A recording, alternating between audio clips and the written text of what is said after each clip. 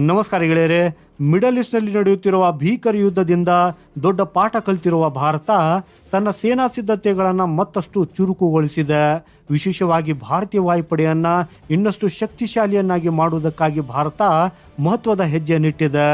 ಇವತ್ತಿನ ವಿಡಿಯೋದಲ್ಲಿ ನಾವು ಭಾರತವು ದೇಶೀಯವಾಗಿ ನಿರ್ಮಿಸಲಿರುವ 1000 kg ತೂಕದ 600 ಮೇಡ್ ಇನ್ ಇಂಡಿಯಾ ಏರಿಯಲ್ ಬಾಂಬ್ಗಳ ಬೃಹತ್ ಯೋಜನೆಯ ಬಗ್ಗೆ ಸಂಪೂರ್ಣ ಮಾಹಿತಿ ತಿಳಿಯಲಿದ್ದೇವೆ. ಹಾಗೆಯೇ ಶತ್ರುಗಳ ಎದೆ ನಡುಗಿಸುವ ಈ ಬಾಂಬ್ ಹೇಗಿರಲಿದೆ ಅನ್ನೋದರ ಬಗ್ಗೆ ಡೀಟೇಲ್ ಆಗಿ ತಿಳಿದುಕೊಳ್ಳೋಣ. ಅದಕ್ಕಾಗಿ ಇಂಟ್ರೆಸ್ಟಿಂಗ್ ವಿಡಿಯೋವನ್ನು ಕೊನೆವರೆಗೂ ನೋಡಿ ಹಾಗೂ ಲೈಕ್ ಮಾಡುತ್ತಾ ಚಾನೆಲ್ ಸಬ್ಸ್ಕ್ರೈಬ್ ಮಾಡುವುದನ್ನು ಮರೆಯದಿರಿ. ಗೆಳೆಯರೆ, ಮಧ್ಯಪ್ರಾಚ್ಯದ ಯುದ್ಧದ ಪರಿಸ್ಥಿತಿಯನ್ನು ಗಮನದಲ್ಲಿಟ್ಟುಕೊಂಡು ಭಾರತ ತನ್ನ ಸೇನೆಯನ್ನ ಮತ್ತಷ್ಟು ಬಲಪಡಿಸ್ತಾ ಇದೆ. ಹಾಗೂ ಇದೇ ನಿಟ್ಟಿನಲ್ಲಿ ಭಾರತವು 1000 kg ತೂಕದ ಸುಮಾರು 600 ಮೇಡ್ ಇನ್ ಇಂಡಿಯಾ ಏರಿಯಲ್ ಬಾಂಬುಗಳನ್ನು ಅಂದರೆ ಯುದ್ಧ ವಿಮಾನದಿಂದ ಎಸೆಯುವ ಬಾಂಬುಗಳನ್ನು ತಯಾರಿಸುವ ಮತ್ತು ಖರೀದಿಸುವ ಬೃಹತ್ ಯೋಜನೆಯ ಮೇಲೆ ವೇಗವಾಗಿ ಕೆಲಸ ಮಾಡ್ತಾ ಇದೆ.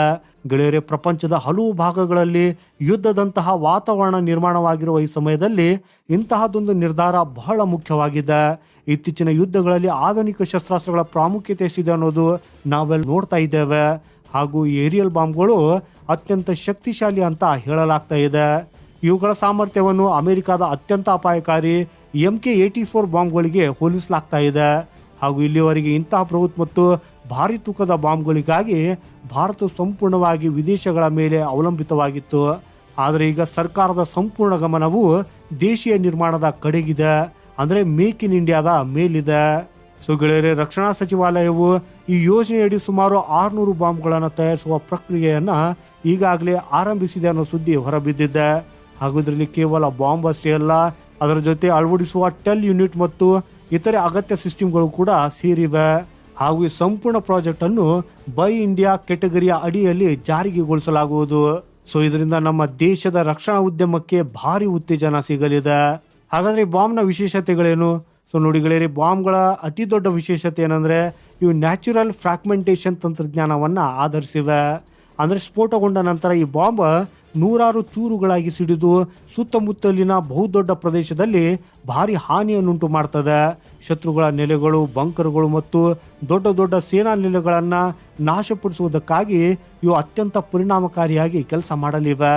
ಹಾಗೆಯೇ ಇನ್ನೊಂದು ಪ್ರಮುಖ ವಿಷಯ ಬಂದರೆ ಈ ಬಾಂಬ್ಗಳನ್ನು ಭಾರತೀಯ ವಾಯುಪಡೆಯ ಹತ್ತಿರ ಇರುವ ವಿವಿಧ ರೀತಿಯ ಯುದ್ಧ ವಿಮಾನಗಳಲ್ಲಿ ಸುಲಭವಾಗಿ ಅಳವಡಿಸುವಂತೆ ಡಿಸೈನ್ ಮಾಡಲಾಗುವುದು. ಗೆಳೆಯರೆ, ನಮ್ಮ ಹತ್ತಿರ ಇರುವ ಯುದ್ಧ ವಿಮಾನ ರಷ್ಯಾದಾಗಿರಲಿ, ಯುರೋಪ್ ಅಥವಾ ಪಾಶ್ಚಿಮಾತ್ಯ ದೇಶಗಳಿಂದ ಖರೀದಿಸಿದಾಗಿರಲಿ, ಆ ಎಲ್ಲ ವಿಮಾನಗಳು ಈ ಬಾಂಬನ್ನು ಬಳಸಬಹುದು. ಹಾಗಾದರೆ ಈ ಯೋಜನೆ ಜಾರಿಯಾಗುವುದು ಹೇಗೆ? ನೋಡಿ ಗೆಳೆಯರೆ, ಯೋಜನೆಯನ್ನು 2 ಹಂತಗಳಲ್ಲಿ ಪೂರ್ಣಗೊಳಿಸಲಾಗುವುದು. ಮೊದಲ ಹಂತದಲ್ಲಿ 6 ಪ್ರೋಟೋಟೈಪ್ಗಳನ್ನು ಸಿದ್ಧಪಡಿಸಲಾಗ್ತದೆ.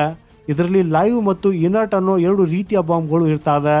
ಹಾಗೂ ಇದರ ನಂತರ ಈ ಬಾಂಬ್ಗಳು ಭಾರತೀಯ ವಾಯುಪಡೆ ಅಗತ್ಯತೆಗಳಿಗೆ ಸಂಪೂರ್ಣವಾಗಿ ಹೊಂದಿಕೊಳ್ಳುತ್ತವೆ ಅಂತ ಖಚಿತಪಡಿಸಿಕೊಳ್ಳಲು ಟೆಸ್ಟಿಂಗ್ ಮತ್ತು ಟ್ರಯಲ್ಸ್ ಅನ್ನ ಮಾಡಲಾಗ್ತದೆ. ಹಾಗೂ ಇನ್ನು 2ನೇ ಹಂತದಲ್ಲಿ ಅರ್ಹ ಕಂಪನಿಗಳಿಗೆ ಕಮರ್ಷಿಯಲ್ ಟೆಂಡರ್ ನೀಡಲಾಗ್ತದೆ. ಹಾಗೂ ನಂತರ ದೊಡ್ಡ ಪ್ರಮಾಣದಲ್ಲಿ ಇವುಗಳ ಖರೀದಿಯನ್ನ ಮಾಡಲಾಗ್ತದೆ. ಈ ಸಂಪೂರ್ಣ ಪ್ರಕ್ರಿಯೆಯನ್ನು ಸುಮಾರು 2.5 ವರ್ಷಗಳಲ್ಲಿ ಪೂರ್ಣಗೊಳಿಸುವ ಗುರಿ ಹೊಂದಲಾಗಿದೆ. ಹಾಗೂ ಈ ಪ್ರಾಜೆಕ್ಟ್ನಲ್ಲಿ ಕನಿಷ್ಠ 50% ಭಾಗವು ಸಂಪೂರ್ಣವಾಗಿ ಸ್ವದೇಶಿಯಾಗಿರಬೇಕು ಅಂತ ಸರ್ಕಾರ ಕಟ್ಟುನಿಟ್ಟಾಗಿ ನಿರ್ಧರಿಸಿದೆ. ಅಂದರೆ ವಿನ್ಯಾಸ, ನಿರ್ಮಾಣ ಮತ್ತು ತಂತ್ರಜ್ಞಾನದಲ್ಲಿ ಭಾರತದ ಪಾಲ್ಗೊಳ್ಳುವಿಕೆ ಅತಿ ಹೆಚ್ಚಾಗಿರ್ತದೆ.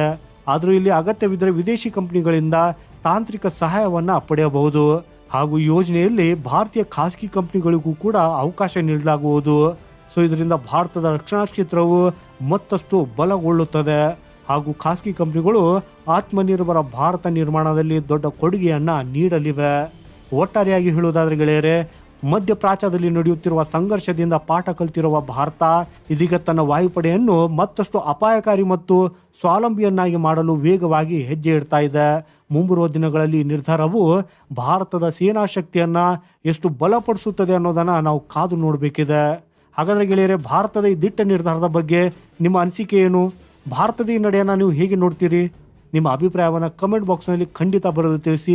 ಈ ರೀತಿಯ ಮಾಹಿತಿಗಾಗಿ ನಮ್ಮ ಚಾನೆಲ್ ಸಬ್ಸ್ಕ್ರೈಬ್ ಮಾಡೋದನ್ನು ಮರೆಯದಿರಿ. ಸಿಗೋಣ ಮುಂದಿನ ಮತ್ತೊಂದು ಇಂಟ್ರೆಸ್ಟಿಂಗ್ ಮಾಹಿತಿಯೊಂದಿಗೆ.